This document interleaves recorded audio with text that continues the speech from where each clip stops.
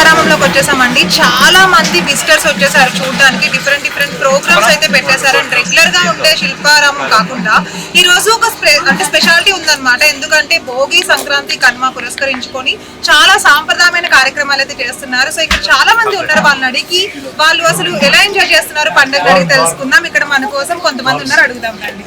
Hello ma'am, happy Sankranti. Thank you. Wish you the same. Thank you ma'am. So మీరు చెప్పండి. మేము చిన్నప్పటి నుంచి మేము సంక్రాంతి చూసేది ఏంటంటే అమ్మమ్మ గారి ఇంటికి వెళ్ళి అక్కడ హ్యాపీగా అరసలు అన్నీ చేసుకుని మరి ప్యాడ్తో మంచిగా అలంకరించినటువంటి మరి చిన్నప్పటి నుంచి. కానీ ఇక్కడికి వచ్చినాక ఏంటంటే ఇవన్నీ చూస్తుంటే మంచిగా ముగ్గు వేయటం, తర్వాత గాలిపటాలు వేయటం అవన్నీ చూస్తున్నాం హైదరాబాద్లో.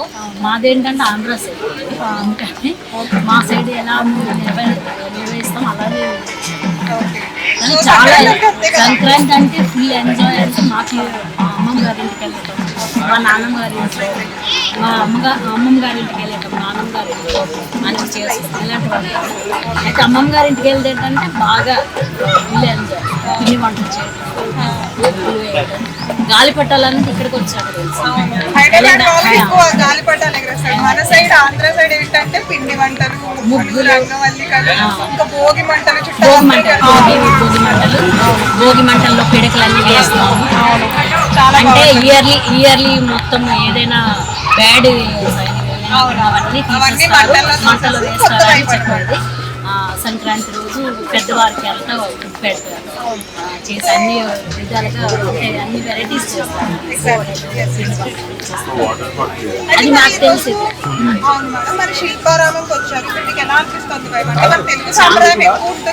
చాలా ఉంది, చాలా బాగా అనిపిస్తుంది. నాకైతే నేను మా చిన్నతనం గుర్తొచ్చింది.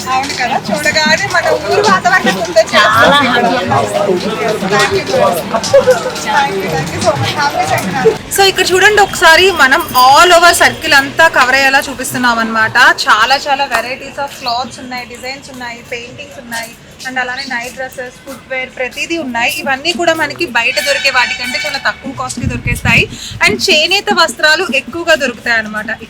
ఇక్కడ చూసుకుంటే మనకి డిఫరెంట్ పెయింటింగ్స్ ఉన్నాయి. అండ్ అలానే ఇంట్లో మనకి డెకరేట్ చేసుకోవడానికి కానీ ఉలెన్ దుస్తులు కూడా ఉన్నాయి. అంటే మనం ఎప్పుడైతే చలికాలంలో మనం వేసుకుంటామో అలాంటి టైప్ ఆఫ్ దుస్తులు కూడా డిఫరెంట్గా పెట్టేశారనమాట. ఎందుకంటే ఫారినర్స్ కూడా చాలా మంది విజిట్ చేయడానికి వచ్చేస్తారండి. సో అలాంటి వాళ్ళ కోసం డిఫరెంట్ క్లాత్స్ అయితే వీళ్ళు సిద్ధం చేశారు. అక్కడ చూడండి చాలా మంది ఫారినర్స్ వచ్చారు. అండ్ ఇప్పటి వరకు చూస్తున్నాము మనం వేరే కంట్రీస్ వాళ్ళు కూడా మన తెలుగు సాంప్రదాయాన్ని ఎక్కువ ఫాలో అయిపోతూ ఉంటారు కదా.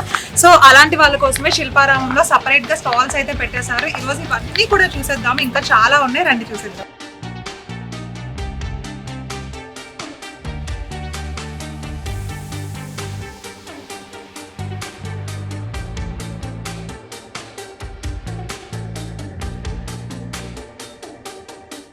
సో ఈ రోజు అయితే మనం శిల్పారామంలో సరికొత్త కార్యక్రమాలని చూస్తున్నామండి. రొటీన్ గా కాకుండా రంగవల్లికలతో అయితే అలంకరించేశారు.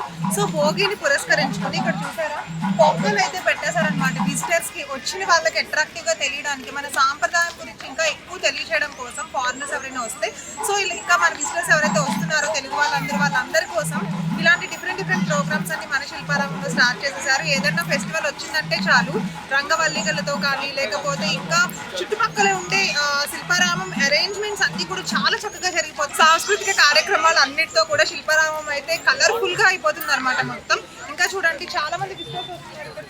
మనం 2-3 దగ్గర అంటే అడిగి కూడా తెలుసుకున్నాం సంక్రాంతి అంటే ఎలా ఉంటుంది, ఏంటి, మీరు ఏమనుకుంటున్నారు అని. వాళ్ళందరూ వాళ్ళ ఊరే గుర్తొస్తుంది అని చెప్తున్నారు. ఎందుకంటే శిల్పారామం వాతావరణం అంతా కూడా ఒక ఊరి వాతావరణాన్ని పురస్కరించుకునే ఉంటుంది అలా అని చెప్తున్నారు.